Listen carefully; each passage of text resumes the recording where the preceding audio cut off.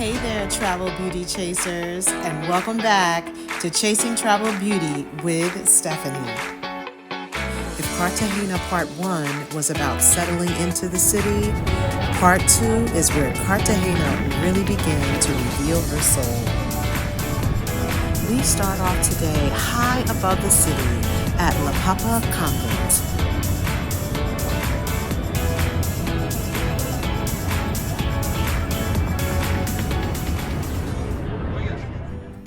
La Popa Convent is one of the highest points in Cartagena.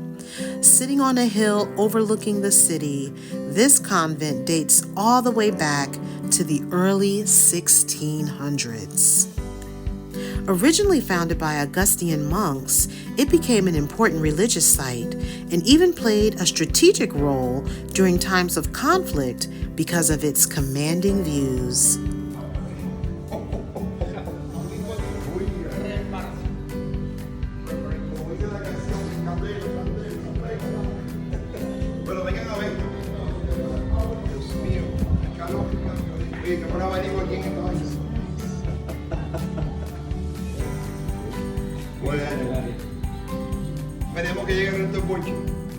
In English, every year we make a procession, February the 2nd.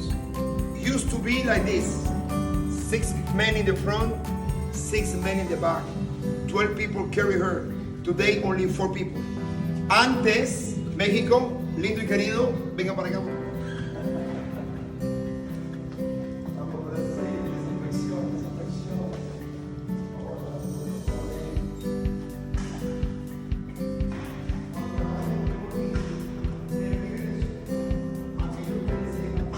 This is the father who created the church. He was killed by them.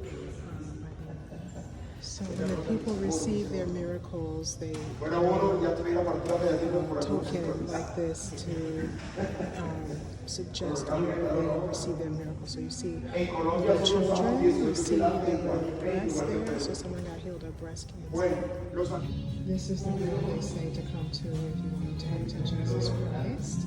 And the other room is if you want to talk to the Virgin Mary. Now, interesting that Jesus gets a smaller room than the Virgin. Food, breakfast, lunch, dinner. The bricks are the original from 1610, and this is the cement construction we use. Amigos, esa estructura metálica, hacemos lo fino de tu amor y esperamos confiados ser socorridos por tu amorosa intercesión. Oh Virgen de la Candelaria, Reina de un pueblo que en la popa te honra y venera con cariño. Ruega siempre por nosotros en esta vida y principalmente en el momento de nuestra muerte. Amén. Nuestra Señora de la Candelaria, ilumine el sendero de nuestra existencia y nos conduzca ante su divino Hijo, que es nuestra salvación, nuestro Señor Jesucristo. Amén. 1, 2, 3, 4. Serrucho, serrucho y esta noche voy serrucho, serrucho, serrucho y esta noche voy serrucho. Martíllala, martíllala, golpéala, golpéala. ¿Has escuchado serrucho? While the history of this convent is truly fascinating, I have to be honest, it was the views for me. From up here, Cartagena stretches out in every direction. The old city, the modern style of Boca Grande, the Caribbean coastline, the layers of history, all somehow existing at once. Cartagena is absolutely beautiful from up here.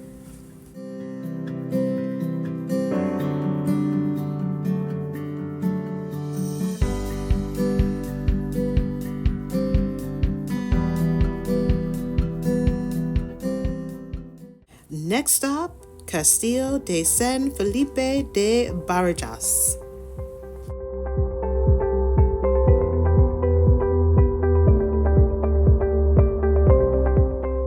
This impressive fort was built by the Spanish beginning in the 1600s. Okay, so of course it's going to be all uphill. He says a 20-minute walk up and a 20-minute walk down. Now I wanted to say I can do the 20-minute down. It's just the 20-minute up in this heat. OMG, but we're gonna do what we have to do. gunpowder locals, my lady. The two locals in the back, gunpowder locals. Gunpowder locust. In colonial time. Desde hace un par de años lo convirtieron en baños públicos. Uno le llama ahora de Cartagena, amarilla, verde y rojo. The fortress was designed to protect Cartagena from pirates, naval attacks, and the rival European powers.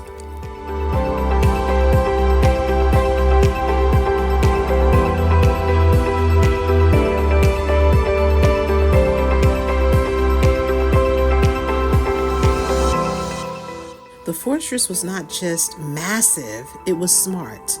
It was actually engineered with tunnels, hidden passageways, lookout points, and steep angles, all designed to confuse and trap enemies.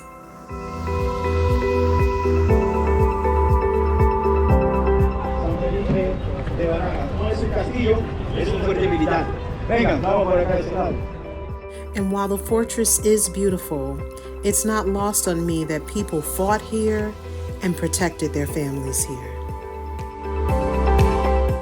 Next up was a complete change of pace, learning about the emeralds of Cartagena. Famous for the emeralds here in Cartagena. As you can see, these are beautiful, beautiful.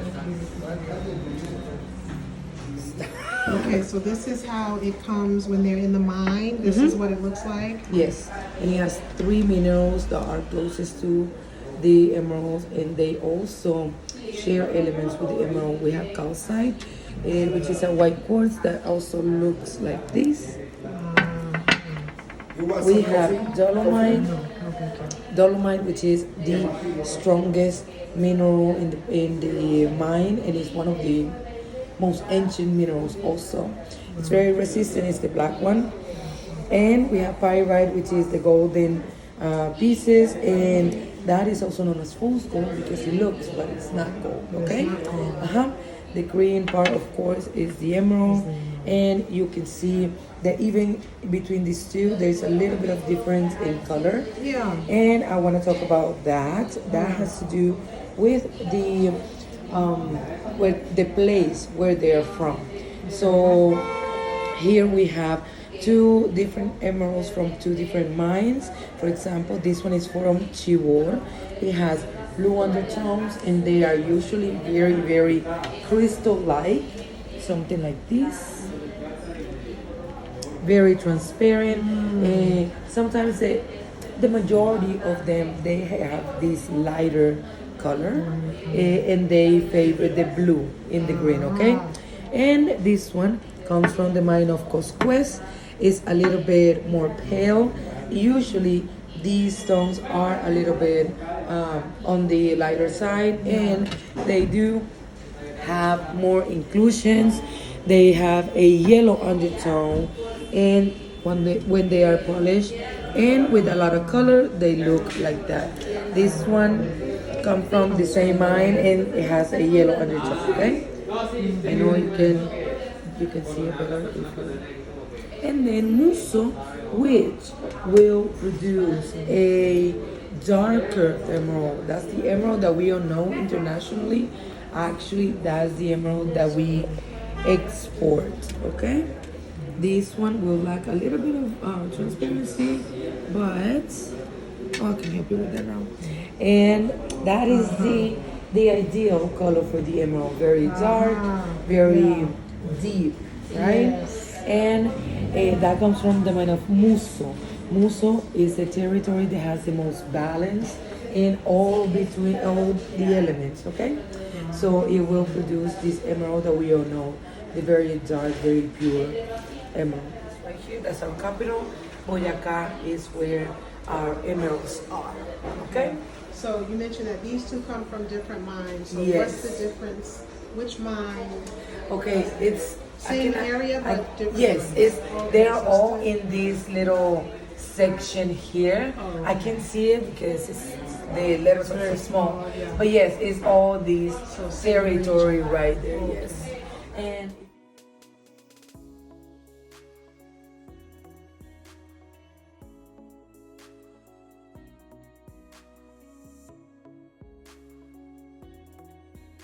do I make never everything wear here. silver, but isn't that butterfly just so beautiful? We make everything here. Someone tell me why I have, expensive taste or not so expensive budget. This is $2,000 for that cross. I can't do it.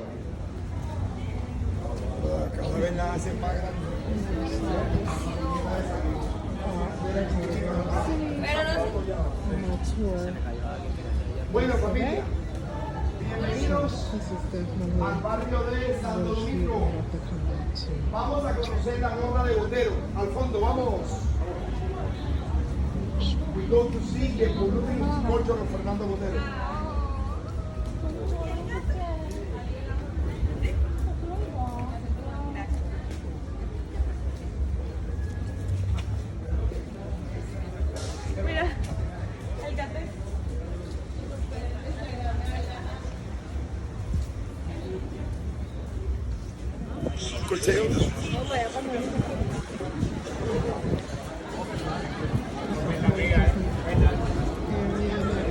Noche, a la orden, el paseo en caballo. That is Gertrudis from Botero. Si quiere volver pronto a Cartagena, toque la planta de los pies. Okay, so interesting story about the naked lady that was given to be here in the church.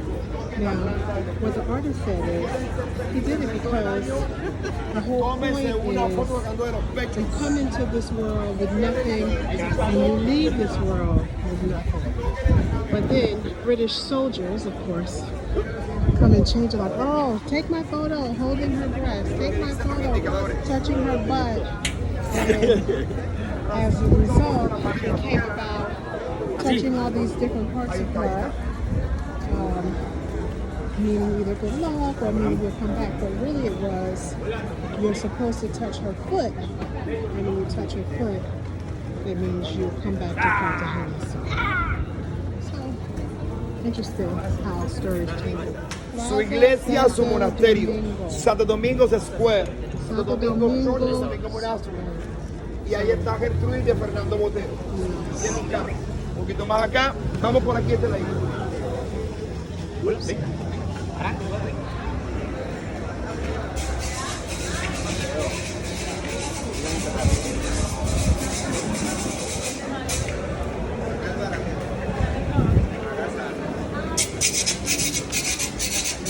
There is a private wedding here. Miren la decoración. Esta es la catedral de Cartagena. Estamos en una celebración de matrimonio privado. Esta belleza en Cartagena es un matrimonio. Mira qué bonito. Por Cristo, ponerle a Casa de la Inquisición. Y en ese parque 5 mujeres murieron quemadas en fuego por practicar brujería o hechicería. Hoy es el parque Simón Bolívar. This is the house of the Inquisition. And in this park, 5 women died on fire because they were witches. Today is Simón Bolívar's park. Esta es la casa de la gobernación de mi departamento. Se le llamó a esta plaza la Plaza de la Paz. Aquí vivían los piratas. ¡Qué alegría ver esta plaza llena de familias, sonrisas y espíritu! Okay, so we were here in the morning time yesterday. Bueno, It looks very amigos, different at night. la torre de reloj, construida en 1890 por Luis Felipe Hasco. El reloj que está allí es un regalo del gobierno suizo a Cartagena.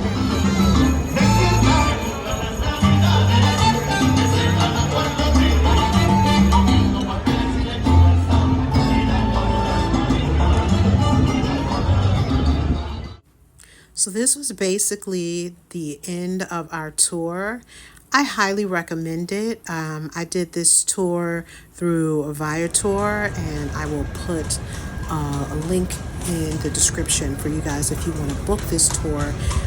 It's an evening tour that takes you to all the key sites in Cartagena. Highly recommend. So I am eating in the Hyatt Regency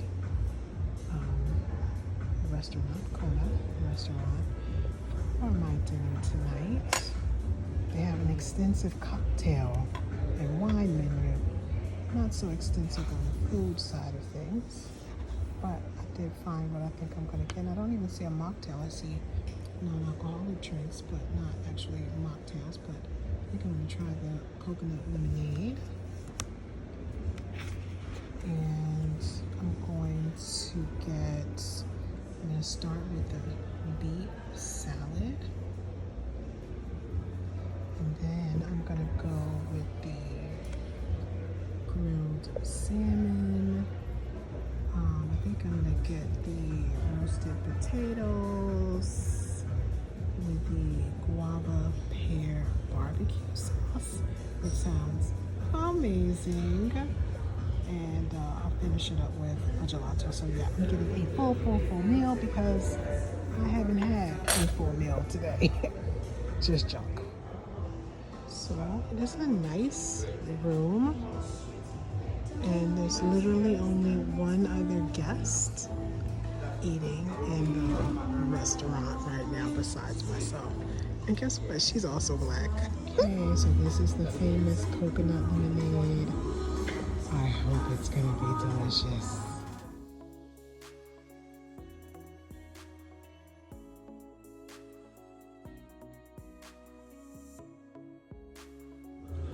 Coconut lemonade gets a 10 out of 10 for me.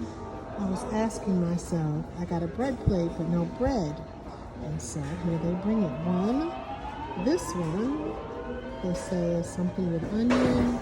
And this one is something with tomato. And they give you the olive oil and the balsamic for you to dip it in. And I'm looking forward to trying it.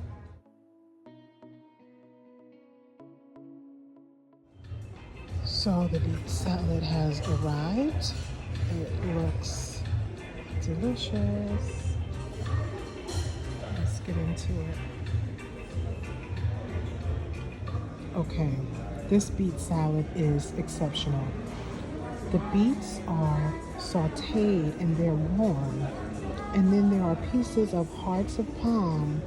And then this is like a little sorbet.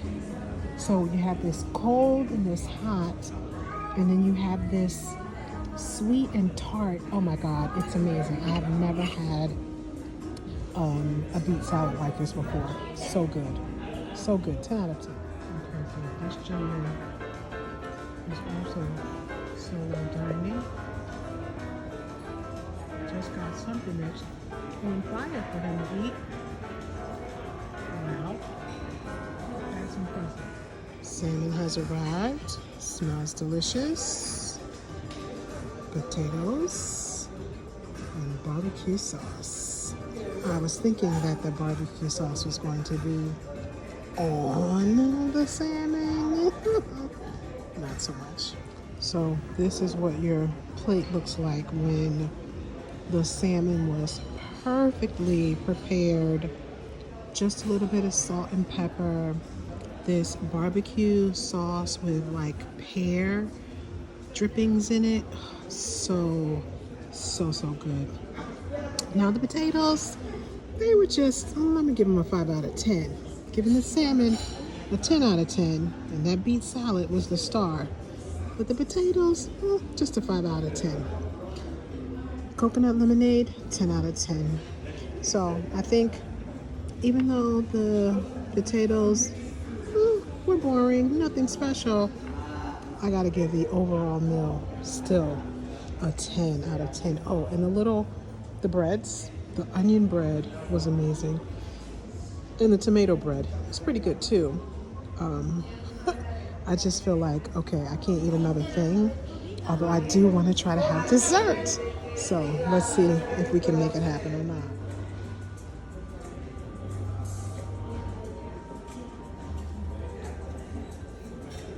Chocolate, vanilla, and passion fruit.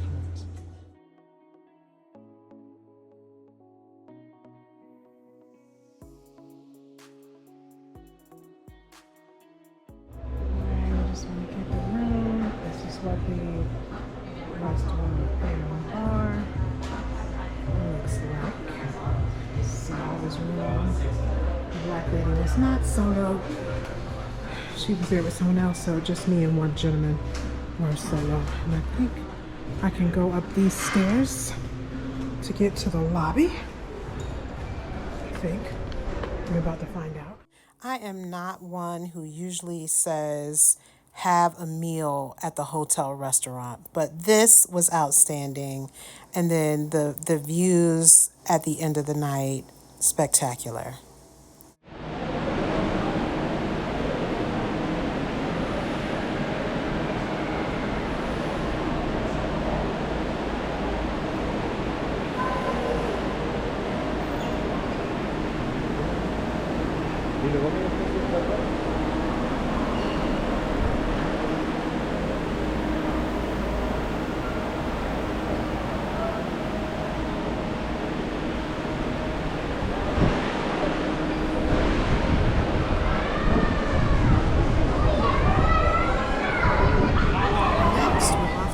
Serrezuela. This has to be the most unique mall I have ever seen. And you know why?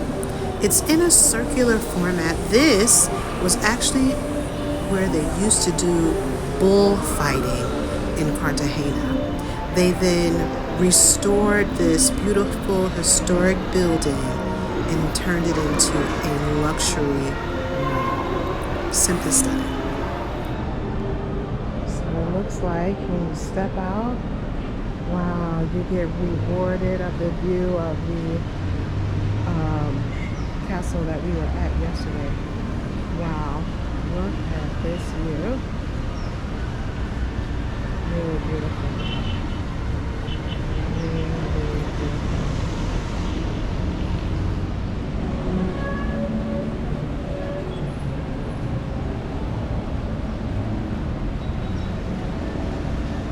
Another photo op location with a stunning view.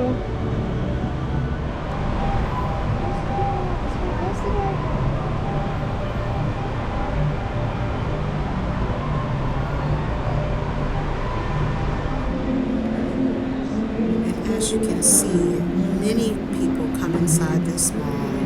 They have to look up, they have to look around, and they have to take the photos. One tip though, if you're actually looking to do shopping, I found that the prices were a little higher here at this mall than at some of the others in my Cartagena Part 1 video. So if you're looking for places to actually shop, I recommend you check out Part 1 for those mall locations where the locals shop. They could seat about 3,500 people in here.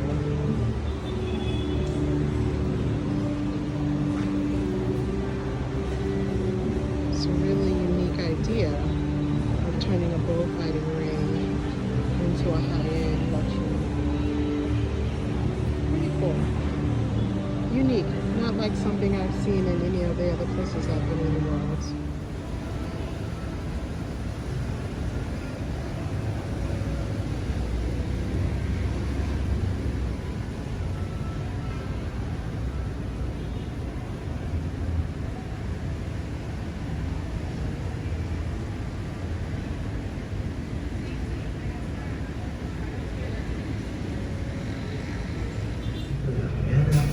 Centro de convenciones. These are views of the old town inside of Serrezuela. That used to be For a quick but delicious lunch, I stopped at the Cafe All Crispy. right, let's get into it. Tomato, avocado, some kind of cheese, some kind of beans, some kind of vegetables. I don't know what's in it, but we're about to eat it and enjoy it. It's vegetarian. And here's my limonado, crispy lemonade. It's looking like coconut lemonade. Actually, it's looking like a green apple. So we've worn this Shein outfit more than a few times. Color tonight is absolutely stunning sunset. Wow, I'm so glad I picked tonight to leave the building.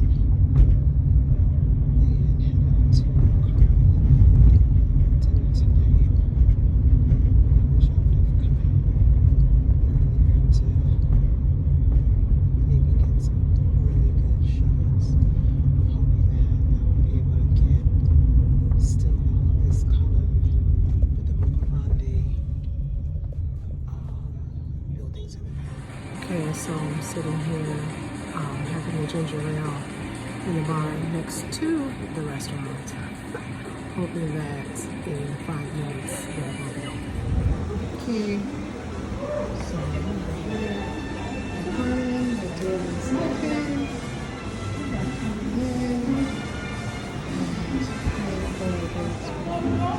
It's beautiful outside. Given the humidity, I'm gonna go inside. Okay, so I'm here at Carmen. The menu looks amazing. This is my room. So I just placed my order. I'm getting the seafood empanada. And then my plan was I was gonna get like their fish dish. And the young man who's my waiter, he's like, oh no. The best dish is the seafood casserole dish. And of course, it's also the most expensive food on the menu. But he said it's lobster, it's shrimp, it's mussels, it's octopus. It's made on this and that with the plankton on the side and this. And he sold me on it. So since he said it's the absolute best dish that they're known for, I thought, why not? Let's give it a try. So I'll let you guys know if it was delicious. Gracias. Okay, so this is compliments of the chef. It's sea bass, it's yuca, caramelized onion, and something else I couldn't understand, but he understands the assignment, no meat, seafood only, or vegetables. So let's get into it.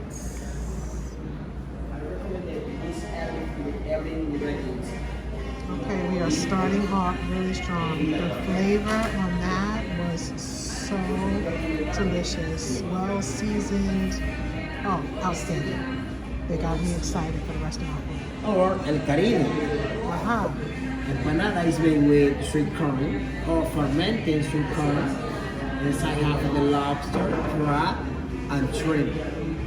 The white sauce is vanilla yellow. Vanilla is from Pacific, Colombia. And sour sap chili.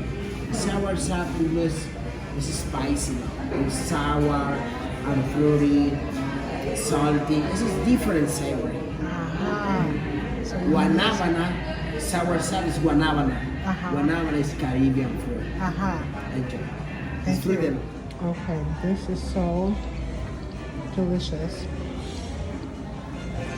The outside coating is like really deep fried, and it's more like a grainy type of corn texture versus like a floury kind of texture. So good. So like back in the day when we used to fry our fish hard and we did it with cornmeal, that's what that is. And then the lobster, the crab, the shrimp are like shredded. So you have no idea exactly how much shrimp you're eating, how much lobster you're eating, how much crab you're eating, because it's all kind of like very, very fine and mixed together. The flavor is delicious. So both sauces, this one, which is the vanilla aioli, and this one he said was like, I guess somewhat in the Asian side, because he said it was like sour and spicy. Kind of the mixture together was pretty good. Sour cream. On top, the red powder is agao. Agao is a typical sauce or typical preparation from Cartagena. It's made with tomato, onion, and different vegetables. Okay. Enjoy. I recommend the bread with hands. Hands. And top the bread. Enjoy. Okay. Okay, he's giving me the instructions on how to eat it. So he said this bread is not made with any flour, it's just made with yuca. And the way to eat it is you have to take the bread with the hands and you have to dip it in there, get it good, and eat it just like that. So I'll let you guys know what it tastes like. Oh my God, this is so good. You have to see, look, inside. It's like light and airy, but he says just yuca, but it almost tastes like this is cheese inside. It's very good. And the sour cream with the whatever was on top, very nice flavor. Yes, Okay. It's very important. Yes. Okay, the No Me Llames Cazuela Yes. is a traditional dish from Cartagena. Yeah. For Carmen, it's very different, not so. It's dry. It's dry, It's yes. crushed rice Yes. and sweet plantains. On top of the rice, seafood, lobster, shrimp, octopus, mussels, and local seafood fish. The chef recommends the grilled lemon. It's the mandarin lemon at grill. On top of the seafood is for more savory and different soup. Yes. And for here is the special biscuit. Oh, here's the It's made with lobster and sweet chili. Okay, get into it. The Yes. salad is baby lettuce. It's a local lettuce. Okay. I recommend the lemon on top, please. Lemon on top of that as well. Thank you, Beto. Okay. This lobster is so delicious. Perfectly cooked, is grilled, perfectly seasoned, melts in your mouth. Oh my God, it's so good. I'm glad I listened to his recommendation. Delicious. Okay, I ordered no dessert, but it gave me dessert anyway. And he gets a 10% tip, but he was just so good. I'm gonna still give him one. Okay, so I requested the check, and here's how they deliver it in a book that has been scribbled all along. Interesting. I've been to restaurants where they give you the check in a book, but never in a book where it's all been written. Oh, I see, look. One was from 2024, so not that long ago, so I don't know. Oh, but there is an actual book on the inside. Okay. And so here's the damage I did, but just know this is in COP, so I have to see. It's probably, maybe $100. We'll see. I have to do that. Okay, so this one has been absolutely amazing. From the very first thing they served me into the entree.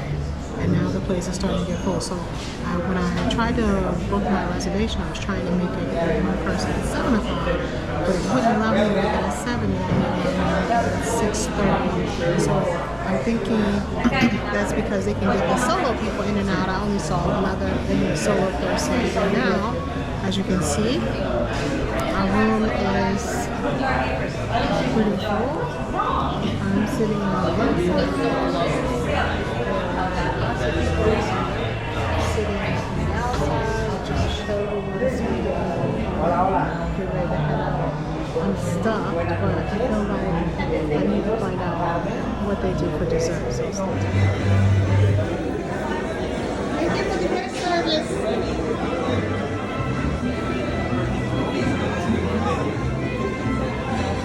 Okay, every table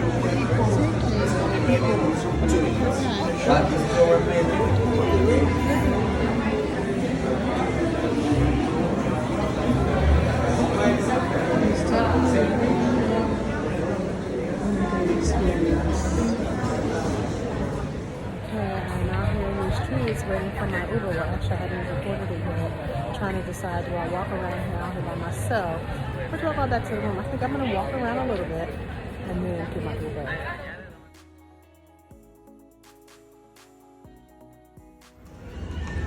I would love to find the area by the water. Oh my God, you know what? It's so flipping hot out here. I would want to walk around, but honestly, it's so hot. I'm going to have to just call my Uber. So I see a taxi right there. Let's see how fast I can get over. Okay, so people ask me so many times, Stephanie, why do you travel solo? And you know, it's not about being alone, because honestly, like, I love being around people. I love the security that comes and the comfort that comes when others are, you know, on the travel journey with you. I love the connections that are made while you're on travel, because when you're traveling with other people, because you're having new experiences and doing it together. But I think there are, really three main reasons, I think, for traveling alone and why it works. So the first is like, if I waited until the perfect time when my besties had the money, their husbands say they could go, they could get off from work, whatever the reasons, they got childcare, whatever the reasons are. If I waited for all those things to align, like I probably wouldn't have been to half of the places that I've been to in the world.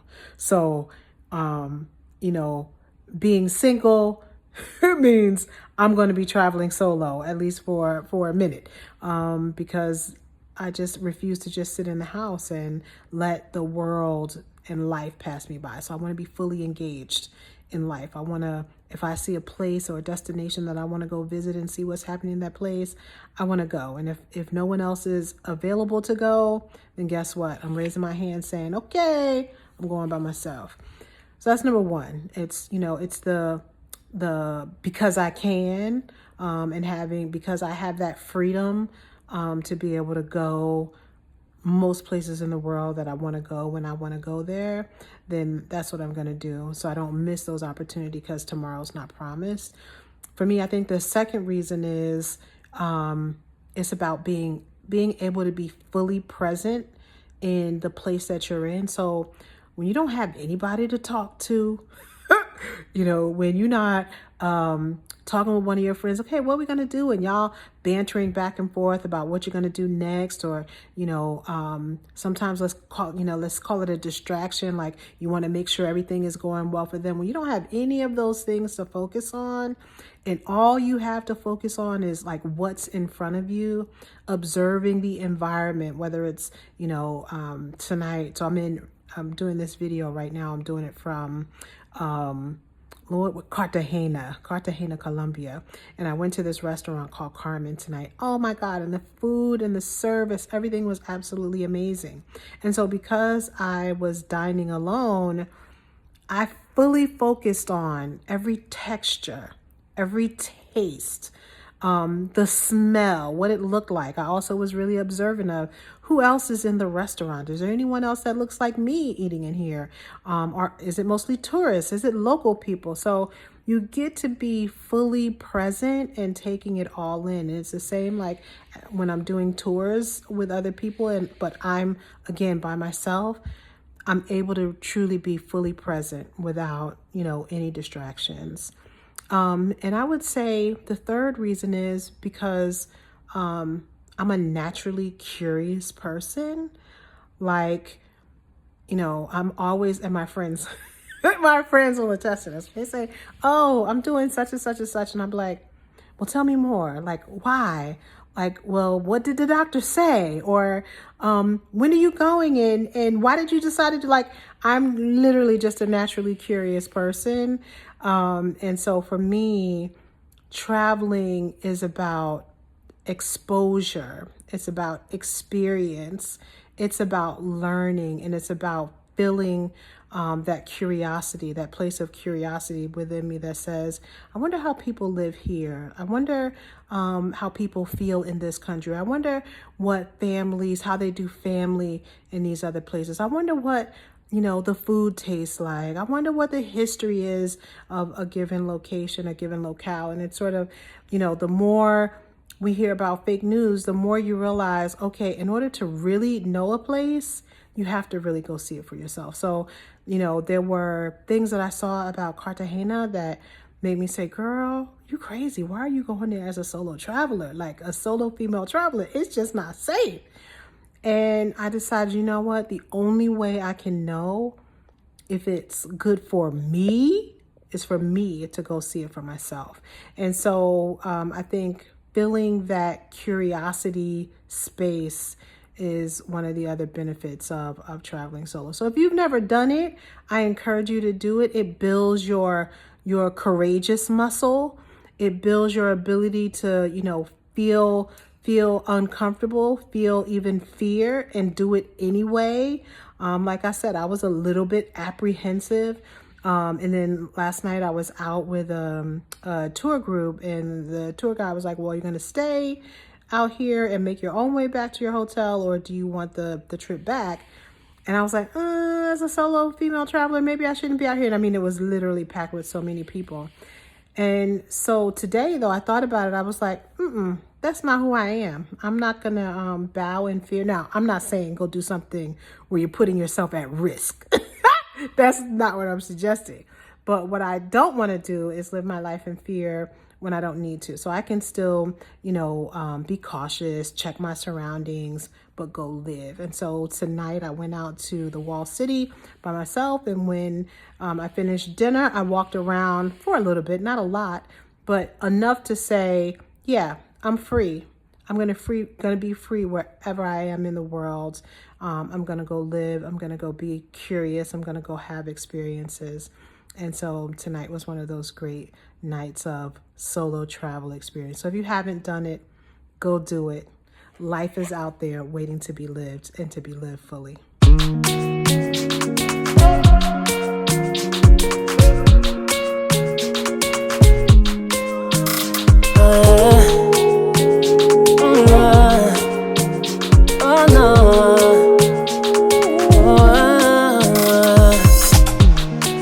As I count these blessings, it occurred to me. Cartagena surprised me in all of the best ways possible. Yes, it's beautiful. Yes, it's colorful. But more than that, it's layered. History, resilience, beauty, culture, memory, and perspective all wrapped up into one city. And maybe that's the real beauty of travel. Not escaping life, but seeing it with fresh eyes. If you've enjoyed exploring Cartagena with me, make sure you like, comment, and subscribe. And for more accessible luxury travel, inspiration, and beautiful journeys around the world, be sure to visit my blog, Chasing Travel Beauty. Please stay right there, 'cause I need you there. Don't go nowhere, don't go nowhere, 'cause I love you there. No, stay right there, please stay right there, 'cause I need you there. Don't go nowhere, don't go nowhere. Yeah, yeah. You take my tears away so I won't lose the sorrow. While you sleep when I know that you hold tomorrow. The way you care for me, it's impressive. You're always present. Well, Travel Beauty Chasers, until next time, keep chasing travel beauty wherever your journeys may take you.